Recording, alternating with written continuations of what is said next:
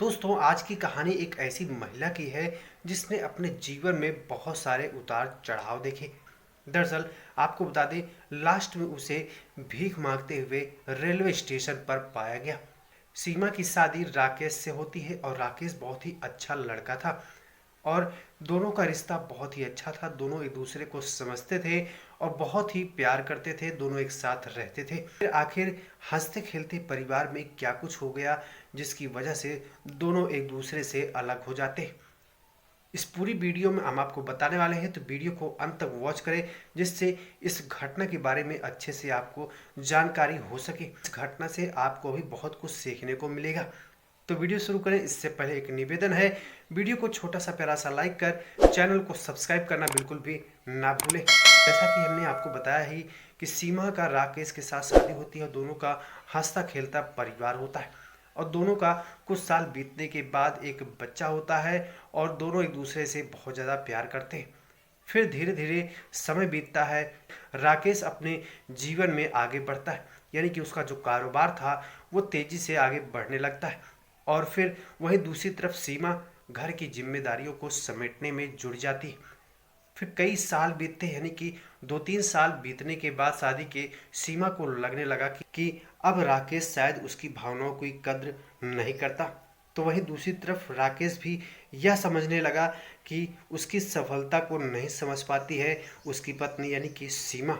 दोनों के बीच की जो भावनात्मक संबंध थे वह धीरे धीरे खत्म हो ही रहा था और कुछ दिन चलने के बाद दोनों के बीच में झगड़े लड़ाइयाँ शुरू हो गई।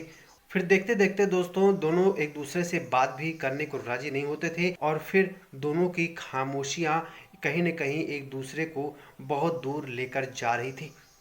और सीमा को यह धीरे धीरे समझ में आ रहा था कि अब उसकी ज़िंदगी पटरी से उतर चुकी है। इसके बाद सीमा एक बड़ा फैसला ले लेती है। दरअसल राकेश अपने कारोबार से शाम को घर लौटकर वापस आता है तो सीमा कहती है मुझे कहीं ले चलो। जिसके बाद राकेश कहता है मेरे पास समय नहीं, के पास तो मेरे लिए समय होता ही नहीं है। तो राकेश कहता है कि अभी बिल्कुल भी नहीं, क्योंकि अभी तो ज़िंदगी में आगे बढ़ना है, बहुत कुछ चीज़ों को हासिल करना है, इसलिए अभी वक्त नहीं है, रुक जाओ कुछ दिन। फिर धीरे धीरे कई साल और बीत जाते हैं और फिर के बाद दूसरी बार सीमा हुमाजा मारती है और उसके बाद फिर फाइनली वो अपने फैसले ले ही लेती। राकेश घर आता है और कहती है राकेश जब हम तुम साथ रहते ही नहीं हैं तो क्यों ना तलाक ले लिया जाए। जिसके बाद दोनों का तलाक हो जाता है और वहीं दूसरी तरफ बच्चा भी राकेश की तरफ हो जाता है क्योंकि उसके पास संसाधन अधिक थे और पत्नी सीमा के पास तो कुछ भी नहीं था। जिसके बाद घर छोड़ देती है और फिर उसकी एक अनजान रास्ते पर जिंदगी चल रही थी।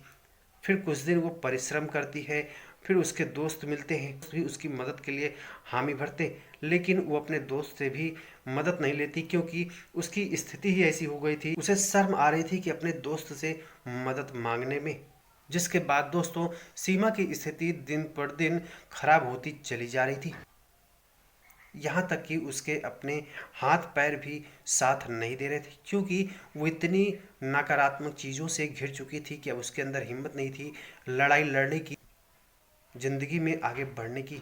जिसके बाद दोस्तों वो अपनी ज़िंदगी से थक हार कर, ज़िंदगी के संघर्षों से थक हार कर मजबूर होकर रेलवे स्टेशन पर अपना पेट भरने के लिए भीख मांगने लगती है। दोस्तों जिस स्टेशन पर सीमा भीख मांग रही थी तो उसी स्टेशन पर उतरता है उसका तलाकशुदा पति किसी ट्रेन से।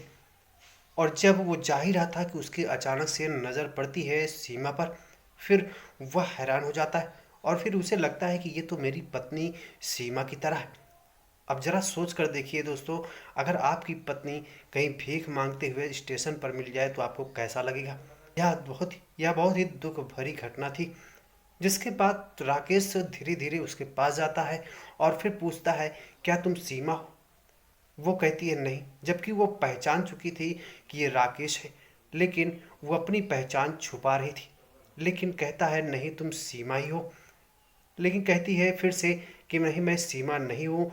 एक कंगन उसके हाथ में देखता है जो कि राकेश अपने शादी के दिन उसको पहनाया हुआ था और वो आज भी उसके हाथों में था। जब वह कंगन देखता है तो उसे पहचान जाता है, फिर उसे उठाकर गले लगा लेता है और फिर कहता है सीमा तुम्हारी ये क्या हालत हो गई। जिसके बाद सीमा रोने लगती है फूट फूट कर और फिर बताती है कि तलाक के बाद मेरी स्थिति बहुत ही खराब हो गई।